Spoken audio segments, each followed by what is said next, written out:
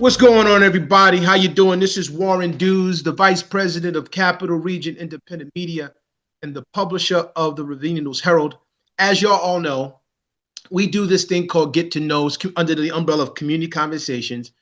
And, we get to know advertisers, we get to know regular people in the community. And we like to do these things to get to know people that are movers and shakers in our community.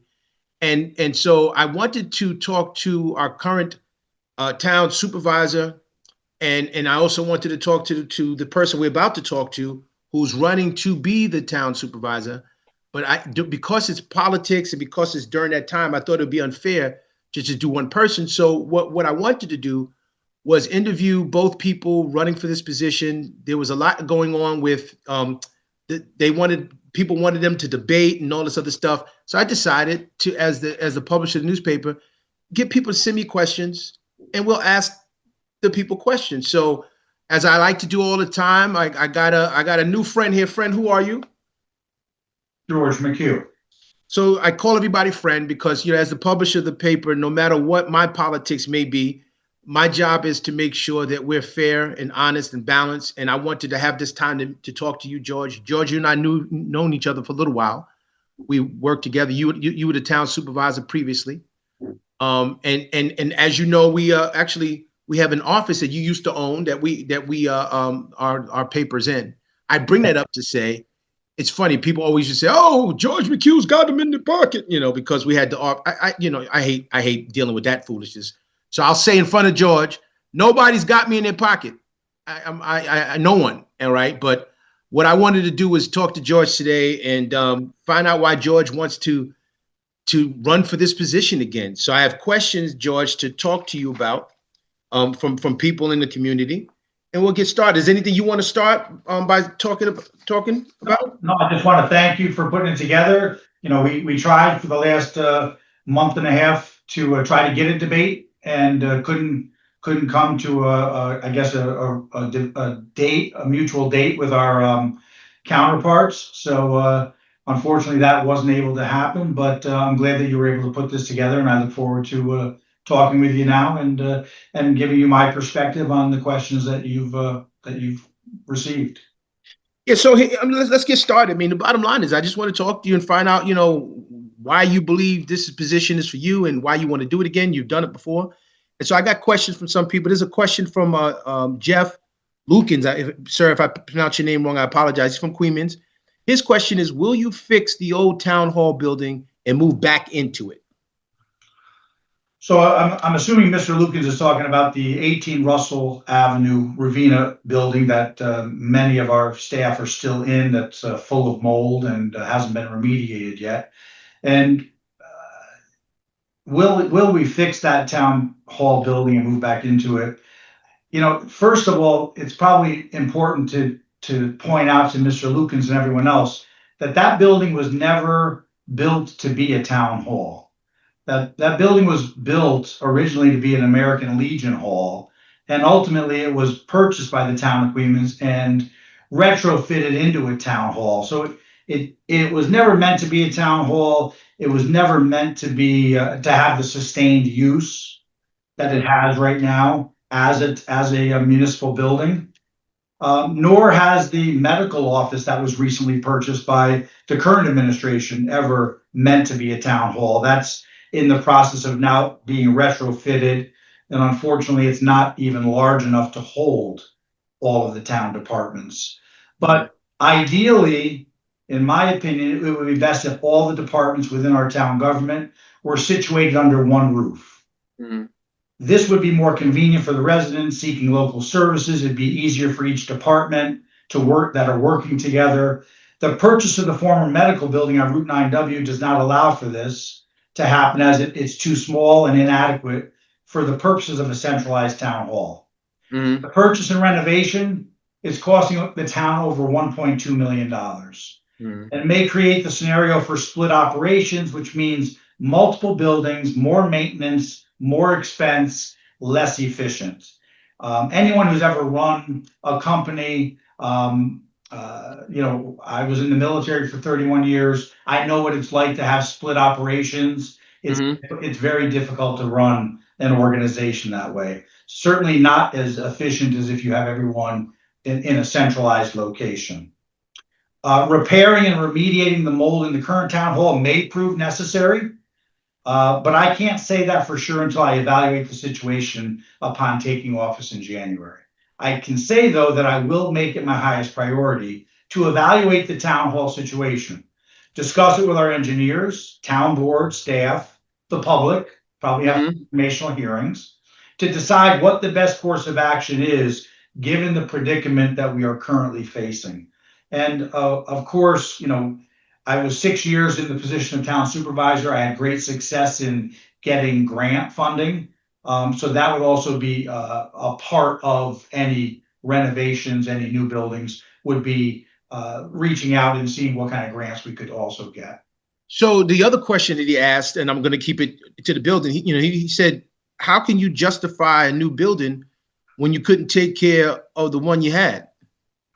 Okay, and again, I don't want to belabor it, but this was an American Legion hall. It was never meant to be a public building used with that kind of sustained use. Okay. The public every day. So the town residents and town employees, they deserve a town hall that adequately provides for the needs of the town, both now and looking into the future. The current town hall building, again, was built to be a Legion hall, not a town hall. It was meant to have meetings once a month, not court once a week, and meetings 2 and 3 times a week, and staff of 20, 30, 40 people in there every day of the week. Millions of taxpayer dollars have been spent throughout the years to maintain, repair, remodel, and modernize the current town hall. But unfortunately, it's not large enough to serve the needs of our town.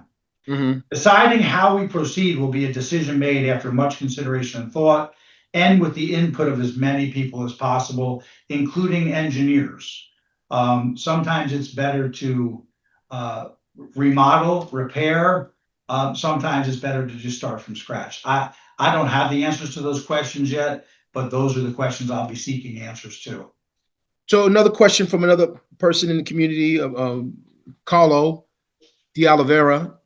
We have seen an increase in industrialization of our town. Some believe that this is great because it creates jobs, encourages people to move here, and creates more tax revenue for the town. Others believe our town is bad because it brings property values down, increases pollution, destroys the roads, scares people and business away from moving here, thus decreasing the tax revenue for the town and the quality of life. Do you support the increase of industrialization in the town? And if so, why? Do you have any data to support either position? Okay, so that's a great question from Mr. de Oliveira. And to ensure our future success and quality of life, we need to provide a balance between our environment and neighborhoods and industrial and business interests. As supervisor, I recognize this, and I undertook comprehensive improvement of Joralemon and riverfront parks, along with other quality of life improvements during my last 4 years, and even back to 2000 and 2001 when we redid the entire riverfront shoreline. I personally support a healthy balance between the development of commercial businesses, industry, and residential development, all of that. I believe our current zoning map provides for a healthy balance, and I'm not in favor of increasing the footprint of our industrial zones. I said that when I was supervisor, and I continue to say that. Our industrial zones that are currently on our zoning map are big enough, and I'm not in favor, nor is the comprehensive master plan that we updated in 2021 in favor of increasing that footprint. However, I am in support of thoughtfully developing the commercial, industrial, and residential zones that already exist in our town and our village. As for data, I would suggest that more residents read the town's comprehensive master plan and its amendment from 2021, which the town board updated when I was supervisor. This plan clearly shows that Coeymans has a healthy balance in its zoning already. And the report provides the data that Mr. de Oliveira would find, supports my assertion that Coeymans maintains a healthy balance within its zoning already.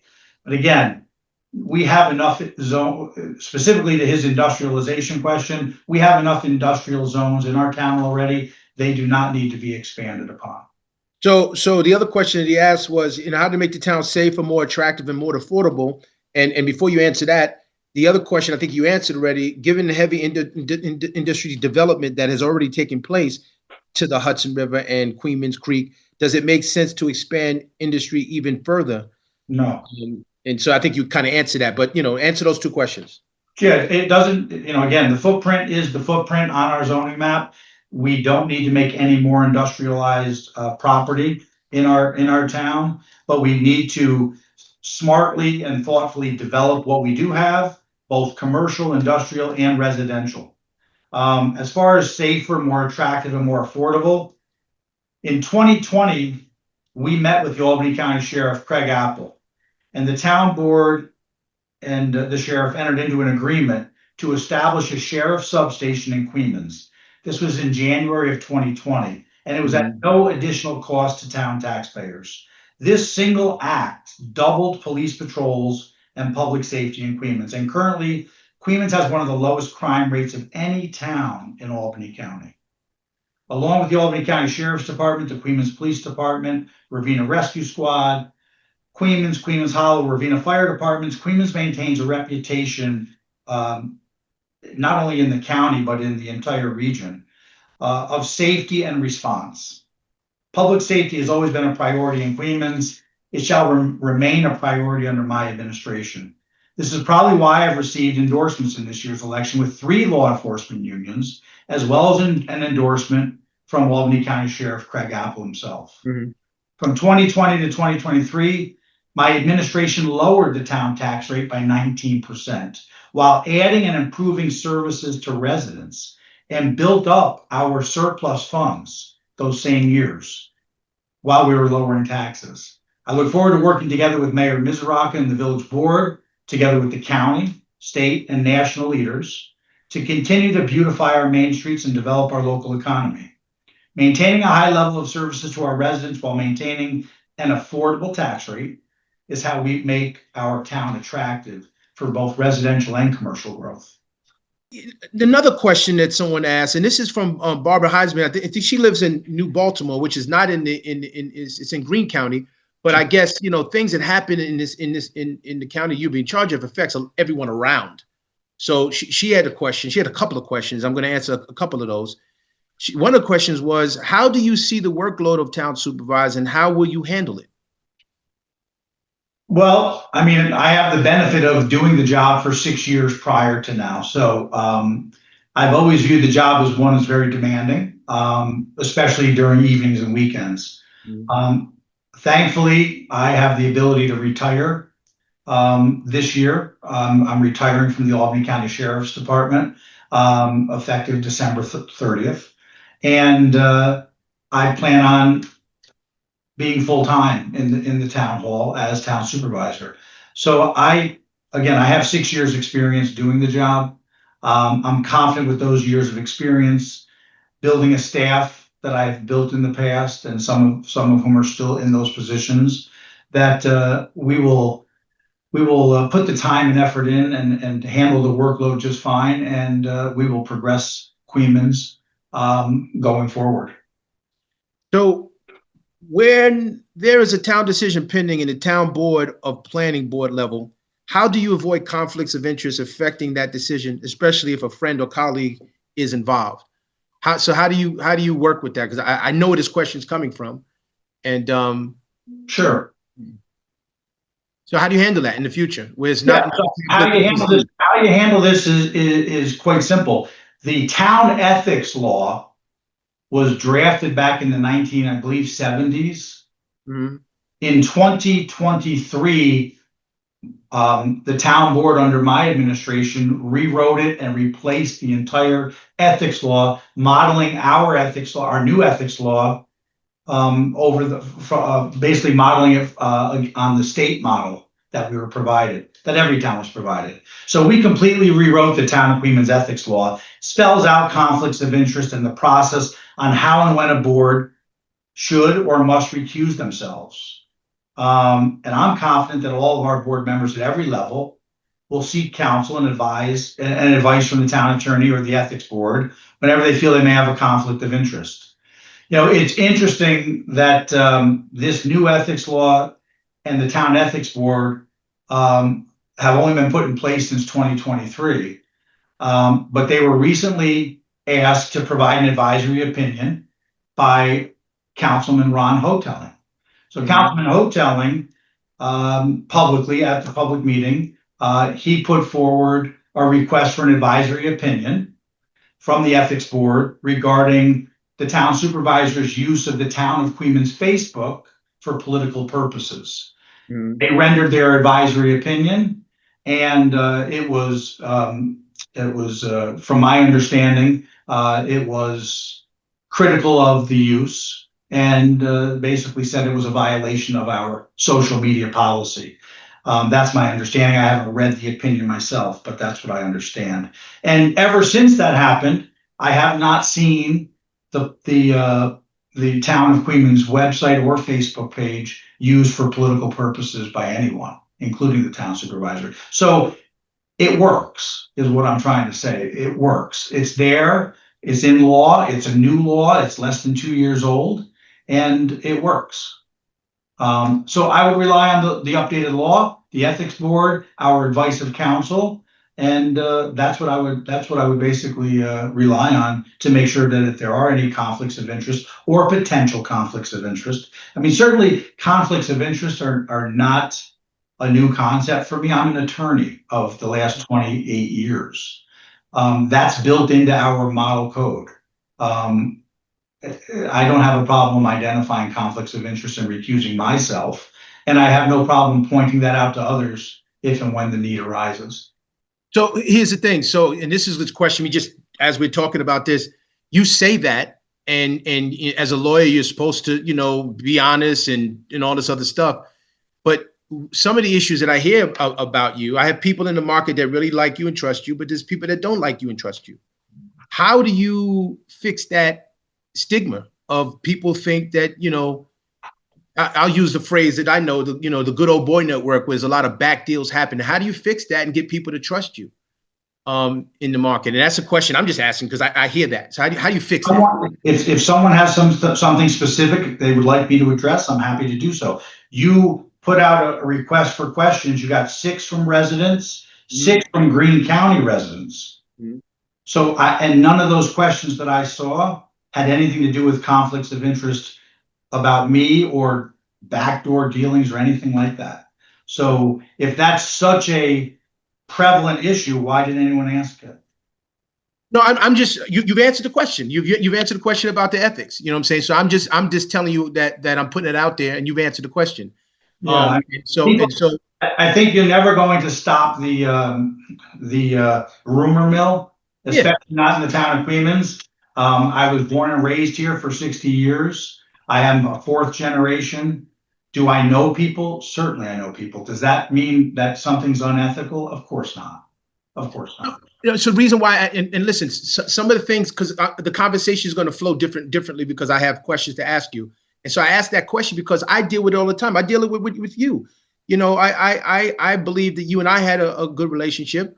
And Sure. People, listen, if you do something wrong, we're going to write about it. You know what I'm saying? We're going to talk about it and write about it. So I deal with that as well. So I'm just asking you, how do you deal with that? Because listen, you're going to have people that you don't agree with politically, but you should be able to have friends, talk to them and have lunch with them and shake hands. Absolutely. But again, if someone confronts me with a real issue, I'm happy to have that discussion, that debate, whether it be publicly or privately. But I'm not going to buy into the rumor mill. I'm not going to buy into the blogs that are out there with ridiculousness and personal and terrible attacks on people that have been ongoing for decades. I'm not going to buy into that stuff. If you want to have a real conversation, sure, I'll have that. If you think there's a problem or a conflict, I'm absolutely up for that debate or discussion. But I'm not going to feed or fan the flame of rumor. I respect that. So moving on, one of the biggest qualities of life concerns of many in the community, particularly in the village of Ravenna, is the amount of truck traffic driving down Main Street. Um, what steps would you take to address this and reduce the amount of truck traffic? So we just had a meeting about this. Mhm. And was this Mr. Lucan's question? I think. No, this is the Ravina. This is us. This is Oh, okay. Oh, that's you. Okay. So, you know, to kind of understand the whole truck traffic issue, you've got to know the history. Okay. So for the last 50 years, the cement plant in Ravina, Coeymans, it's actually in Coeymans, but it's called Ravina, but it's actually in the town of Coeymans completely. The cement plant came into being in 1961. Mhm. Okay.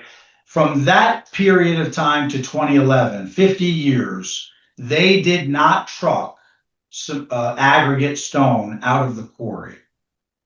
The only aggregate that was brought out of the quarry was on a conveyor belt going across 101, across 9W to be piled up on the other side in the plant and used for the cement making process, the limestone. Since 2011, they have trucked aggregate, the overburden, the stone that cannot be used in the cement making process. They have trucked that out using town roads. They used South Jarvis Road.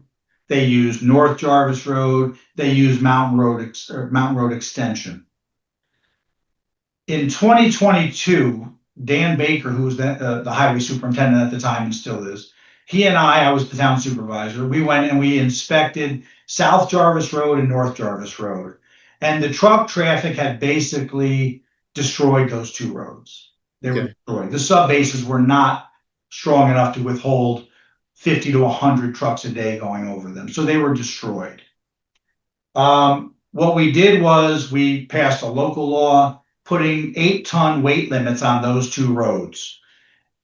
We did not put one on Mountain Road Extension temporarily because Lafarge at the time was working with DEC to get an alternate truck route approved, coming out of the quarry onto County Route 101 and then onto 9W and all state and federal highways. So we left Mountain Road Extension basically uninhibited. You didn't put the same 8-ton weight limit on it, and they've been using that. I was not elected, and I was out of office at the end of 2023. DEC did not approve that yet, that alternate truck route, and still has not. And from what I'm told, they may not approve that for another 4 or 5 years. And then it's probably a 2-year construction period to build that road. Mountain Road Extension cannot withstand that truck traffic indefinitely. It was never meant to be the solution. It was meant to be a temporary solution until such time as DEC approved the road. Since that's not happening, my advice to the town board back in May of this year, and again this month, I was at their meeting, is to post the road. Post the road, because this is a problem that was not created by the town or the village. This problem was created by industry, because for 50 years there was no problem. They didn't truck this stuff out. Since 2011, they started trucking it out using one of 3 town roads, and that caused the problem of truck traffic. Now, step back real quick. Post the road. What do you mean by that? Post it with an 8-ton weight limit. Oh, okay. So I say post the 8-ton weight limit on Mountain Road Extension and force the hand of industry to either wait until they get a truck route, use a conveyor or some other means, but stop destroying our roads and stop destroying quality of life for the residents that live on those roads. So the conveyor. Now, it's funny you talk about those things that used to be on over the road. They are they still using that, or is it still? Yeah. Can they still They use it for limestone in the cement making process. They don't use it for aggregate. They don't use it for the overburden stone that they sell as crushed stone. So they don't use it for that. And I don't know if they can or cannot use it for that, depending on what their permit says at DEC. But what I'm saying is, you created this problem 15 years ago, industry. You fix it, and until you fix it, stop selling the stone. Stop trucking the stone over our town roads that are not meant to sustain that kind of traffic. So how would you? I'm not going to put words in your mouth. I believe that you are in favor of the industry, and you work hard to make sure that happens. But now you kind of like slapping the hand at the industry, saying you need to figure this out. How are you going to do both? How are you going to? And before you answer that question, as you know, we own a lot of product. We own a lot of media. And we own a paper in Columbia County, and we work closely with the Colarusso family there. And I met with them one time, and we did a tour of their, I think, your quarry or whatever you call it. And they have a road that they're actually building right now out of their site, and it goes behind people's home. It doesn't go on the main roads. They're building a road right now. I don't know if you know that, but they're building a road right now where they can transfer stuff out of their main place and not touch the roads at all. Is that an idea that do we have that capability of doing that here? Yes, and what I'm saying is this: the cement plant is in the business not of selling crushed stone. Right. They're in the business of selling cement, making and selling cement. I am all in favor of them making and selling cement. Okay. I am not in favor of them having an offshoot business if that offshoot business is going to consistently destroy our roads and quality of life. Now, temporarily, until such time as they got their road approved, I was okay. But I'm not okay with it to be a 5 or a 10-year process. If that's what it's going to be, and again, this isn't about cement making. This is about an alternative business that they decided to come up with 50 years after they built the cement plant, 50 years later. There's got to be a balance, right? We need a balance. I am in favor of industry, but I'm not in favor of industry to the point where it's out of balance with quality of life for our residents or our commercial businesses. So they need to figure out the solution so that they can enter into that other line of business if that's what they want to pursue along with cement making. But it can't be at the expense of our roads, our taxpayers, our residents' quality of life. Okay. What is your plan to attract and retain business in Coeymans while preserving the town's small town character and quality of life? Oh, let's see.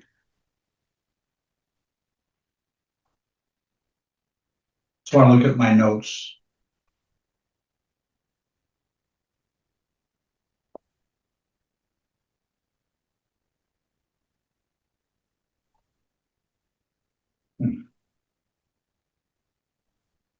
You're going out of order. I'm all over the place, man. All over the place. I put my notes in the order that I had.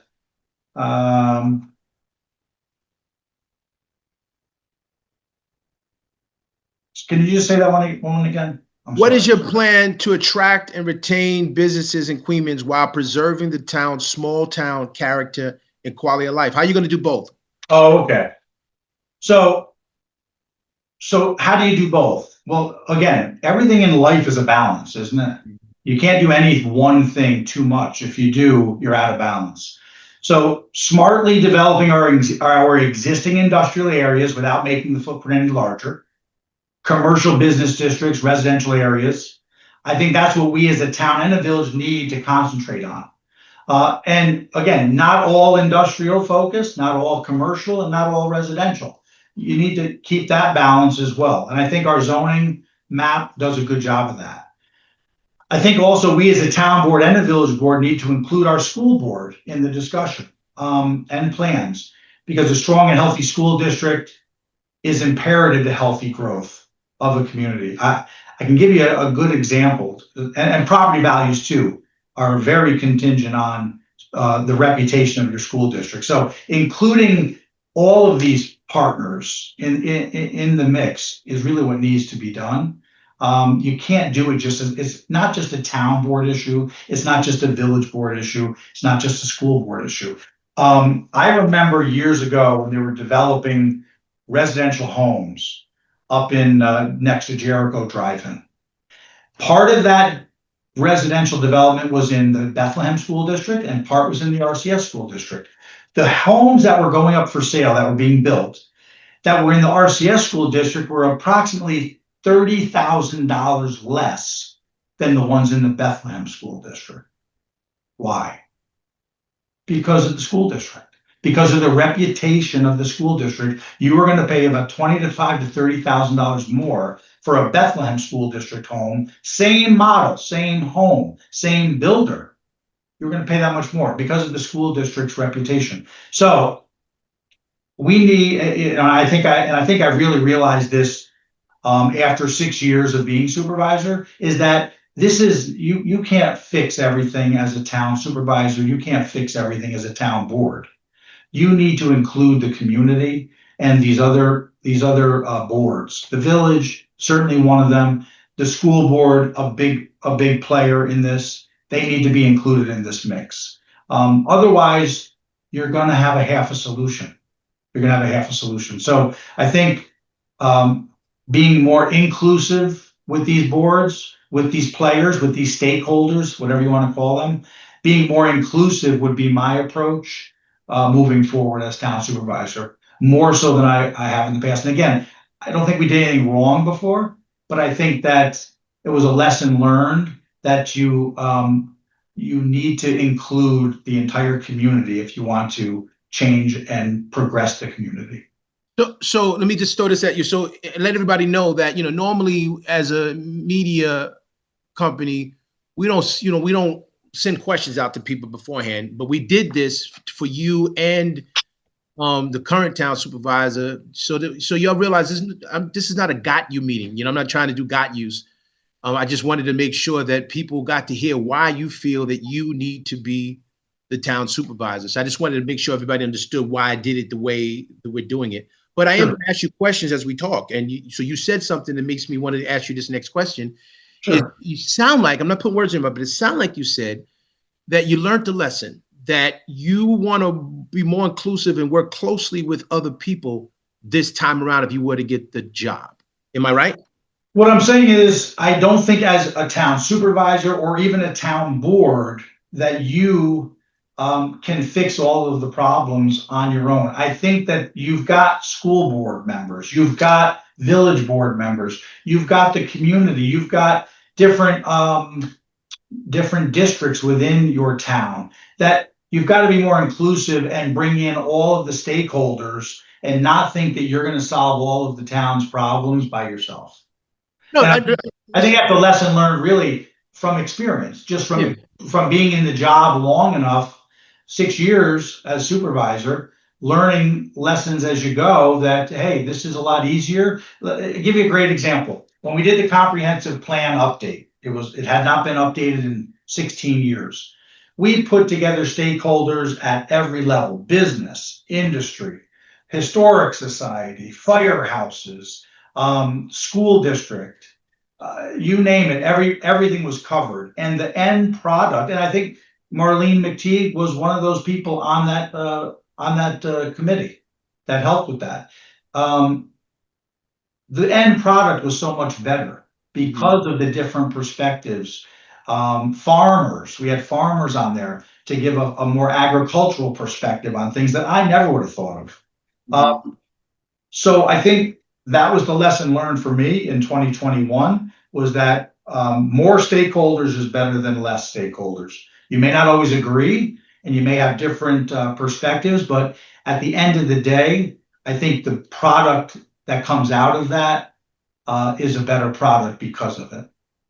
So if elected, how would you ensure the town's budget is managed responsibly and taxes are kept under control?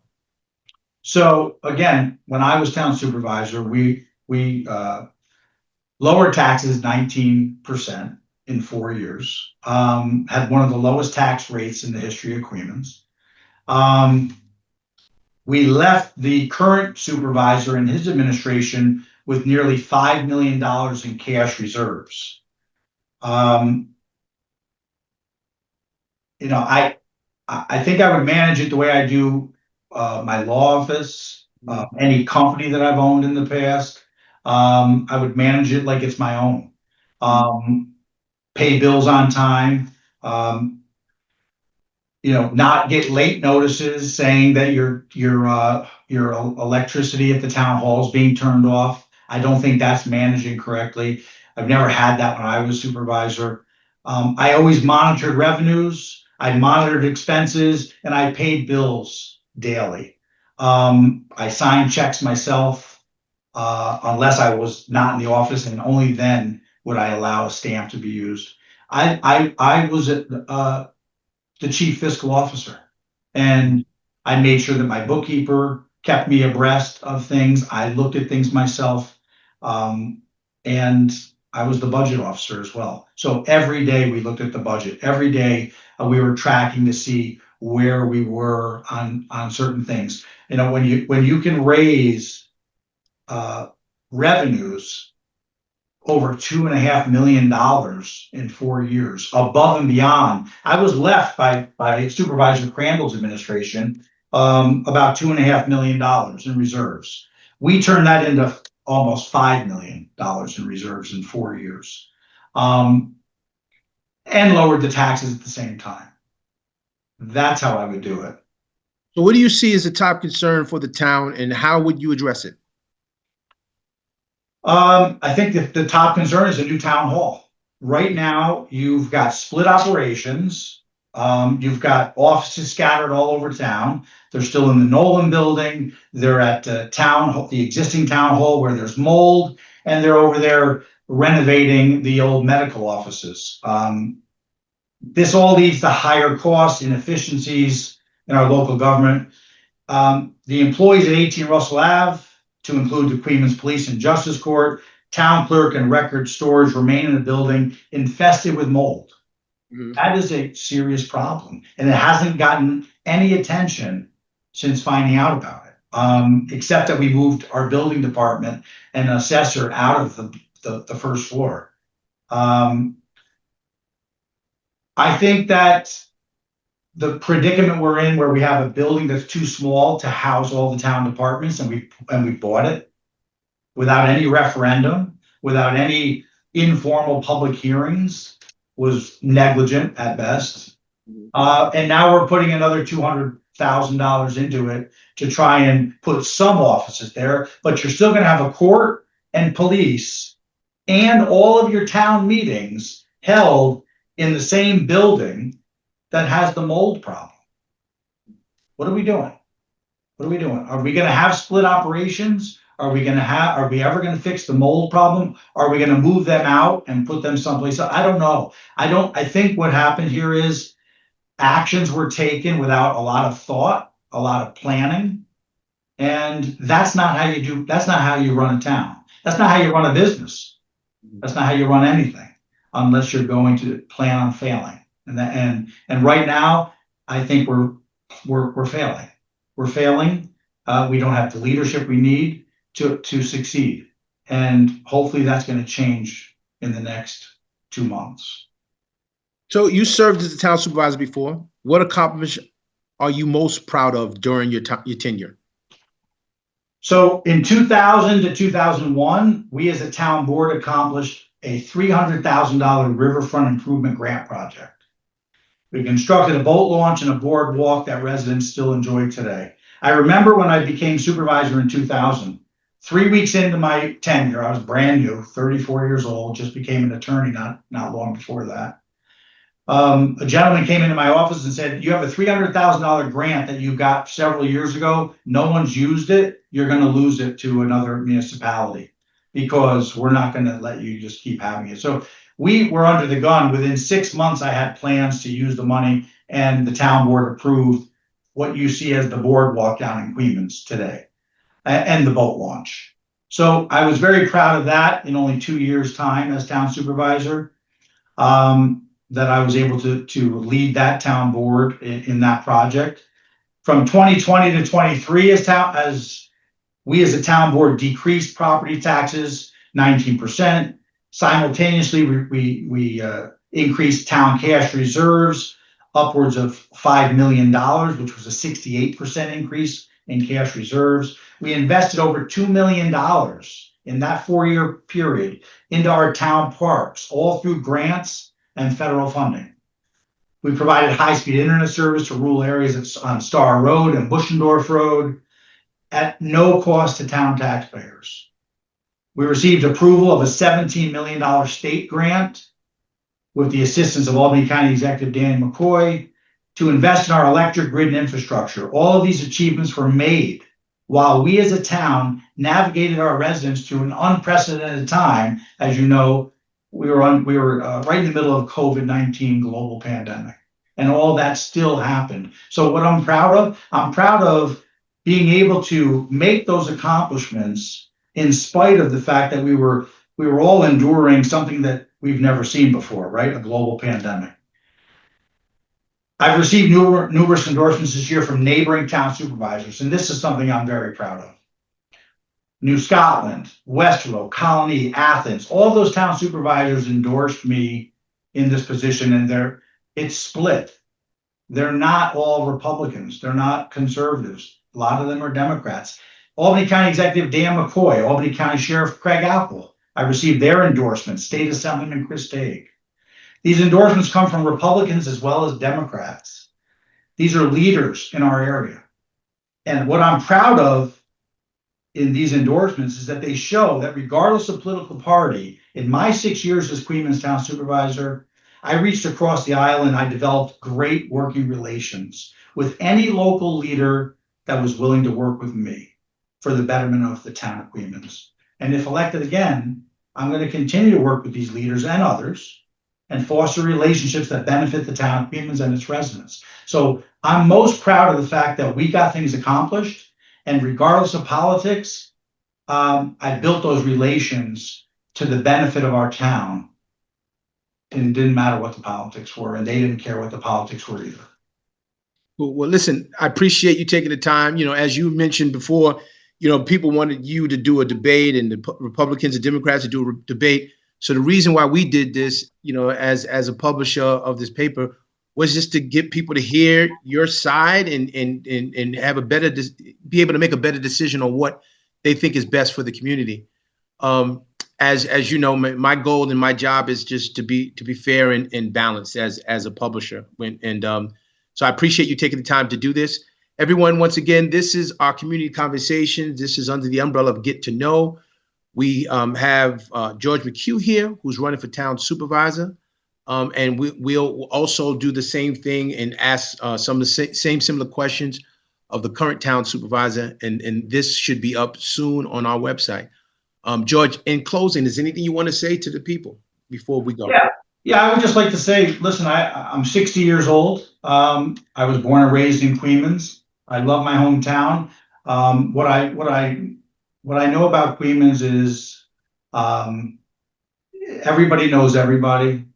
Everybody, and that's a good thing, and sometimes it's a curse. But I wouldn't have it any other way, because it was a great place to grow up, and it was a great place to mature in, and it's a great place to live, work, raise a family.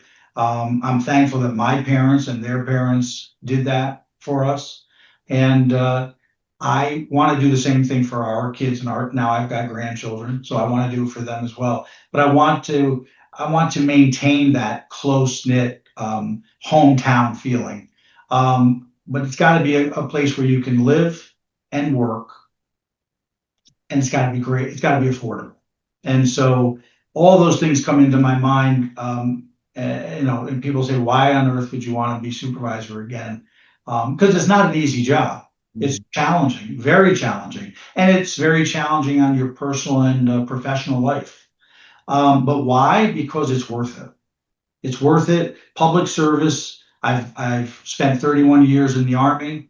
I spent over 20 years in public service between the county, the state, and the town. And I want to make a difference for my town for generations to come. And I think that in the position of town supervisor, I can do that. I can do that well, and I've proven over the past 6 years that I did make progress, and I think that if elected again, we'll make even more. I appreciate your time. Hey, everybody, make sure you go vote. Make sure you vote. Thank you. Talk to you soon. All right, thank you.